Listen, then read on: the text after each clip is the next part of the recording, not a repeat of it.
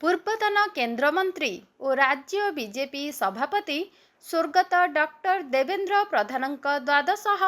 କାର୍ଯ୍ୟକ୍ରମ ଭୁବନେଶ୍ୱରସ୍ଥିତ ସ୍ୱାଧୀନତା ସଂଗ୍ରାମୀ ପଡ଼ିଆରେ ଅନୁଷ୍ଠିତ ହୋଇଯାଇଛି। ଓଡ଼ିଶାର ମୁଖ୍ୟମନ୍ତ୍ରୀ ମୋହନ ଚରଣ ମାଝୀ,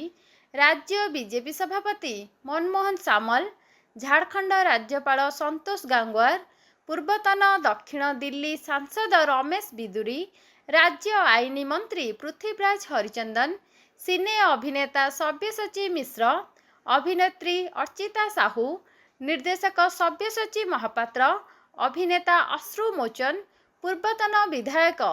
ପ୍ରିୟଦର୍ଶୀ ମିଶ୍ର, ରାଷ୍ଟ୍ରୀୟ ପତ୍ରକାର ମହାସଂଘ ନୂଆଦିଲ୍ଲୀର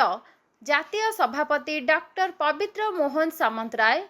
ଗୁରୁମା ଡକ୍ଟର ଅରୁନ୍ଧତୀ ଦେବୀ, ବରିଷ୍ଠ ସାମ୍ବାଦିକ ପଦ୍ମୁନ ଶତପଥୀ, ଅଭିନେତ୍ରୀ ନୈନା, ଅଭିନେତା ପ୍ରୀତିକାନ୍ତ, ଫିଲ୍ମ ନିର୍ଦ୍ଦେଶକ ତାପସ ସାଗରିଆ ତଥା ଅନେକ ମାନ୍ୟଗଣ୍ୟ ବ୍ୟକ୍ତି ବିଶେଷ ଉପସ୍ଥିତ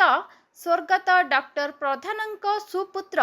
କେନ୍ଦ୍ର ଶିକ୍ଷାମନ୍ତ୍ରୀ ଶ୍ରୀ ଧର୍ମେନ୍ଦ୍ର ପ୍ରଧାନ ଓ ସୋମେନ୍ଦ୍ର ପ୍ରଧାନ, ବୋହୂ ମୃଦୁଳା ପ୍ରଧାନ, ଭଣଜା ବିଧାୟକ ବିଭୂତି ଭୂଷଣ ପ୍ରଧାନଙ୍କୁ ସାନ୍ତ୍ୱନା ଦେବା ସହ ଅମର ଆତ୍ମାର ସଦ୍ଗତି କାମନା କରିଥିଲେ। ଭୁବନେଶ୍ୱରରୁ ଦେବପ୍ରସାଦ ମହାନ୍ତି ଓ ପ୍ରିୟବ୍ରତ ନାୟକଙ୍କ ରିପୋର୍ଟ, ପର୍ଯ୍ୟବେକ୍ଷକ ଓଡ଼ିଶା।